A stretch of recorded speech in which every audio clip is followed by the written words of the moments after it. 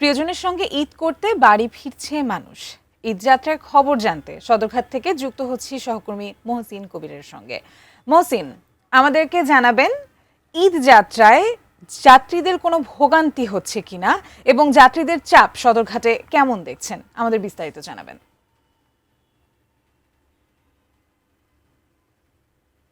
মহসিন,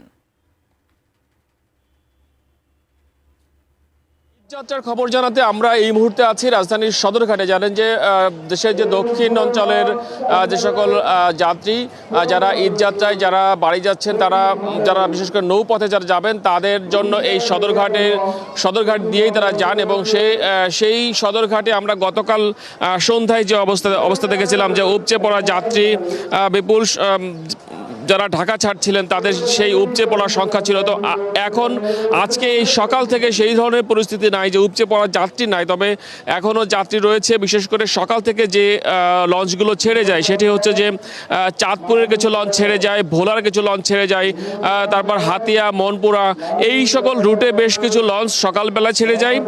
তো সেই সকল লঞ্চগুলো আমরা দেখেছি যে বেশ কিছু লঞ্চ ছেড়ে গিয়েছে, তবে বেশিরভাগ লঞ্চ এখনও তারা কিন্তু ঘাটেই রয়েছে এবং যারা যাত্রী আছেন তারা আসছেন, এসে তাদের যে নির্দিষ্ট লঞ্চ সেটি তারা খুঁজে তারা সেটিতে উঠছেন, অপেক্ষা করছেন।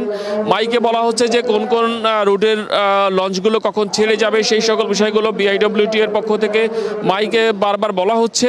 তো সেই অনুযায়ী যাত্রীরা যেতে পারছেন। তো এই পরিস্থিতি চলছে এবং সদরঘাটের যে অবস্থা, সদরঘাটে সাধারণত যে পরিস্থিতি গতকাল ছুটি যখন শুরু হলো, গত 17 তারিখ থেকে অর্থাৎ গতকাল থেকে ছুটি শুরু হয়েছে, তার আগে 16 তারিখ সন্ধ্যায় প্রচণ্ড যাত্রী চাপ ছিল সদরঘাটে।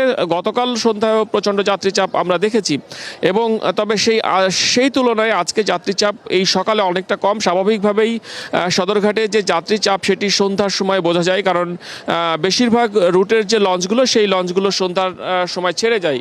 তো সেই জন্য এই সকালবেলা যাত্রীদের সংখ্যা তুলনামূলক কিছুটা কম, তবে অনেক যাত্রী রয়েছেন যারা এই সকল যে রুটগুলো আমি বলছিলাম যে ভোলার বেশ কিছু রুট, চাঁদপুর, তারপর নোয়াখালীর হাতিয়া এই সকল জায়গায় যারা যান তারা সকাল থেকে এসছেন, কারণ ইতিমধ্যে ছুটি শুরু হয়ে গেছে। অনেকে ঢাকা ছেড়েছেন, কেউ ঢাকা ছাড়ছেন, কেউ আবার আসছেন যে আজকে ঢাকা ছাড়বেন কিংবা কালকে ছাড়বেন, সেই ধরনের পরিস্থিতি এখন চলছে। তবে সদরঘাটের যে এমনি স্বাভাবিক যে পরিস্থিতি, যে কোনো ধরনের যে অপ্রীতিকর ঘটনা কিংবা কোনো ধরনের যে এই যে যারা যাত্রীরা যাচ্ছেন তাদের যে কোনো ধরনের সমস্যা, সেই ধরনের খুব চিত্র সদরঘাটে নাই।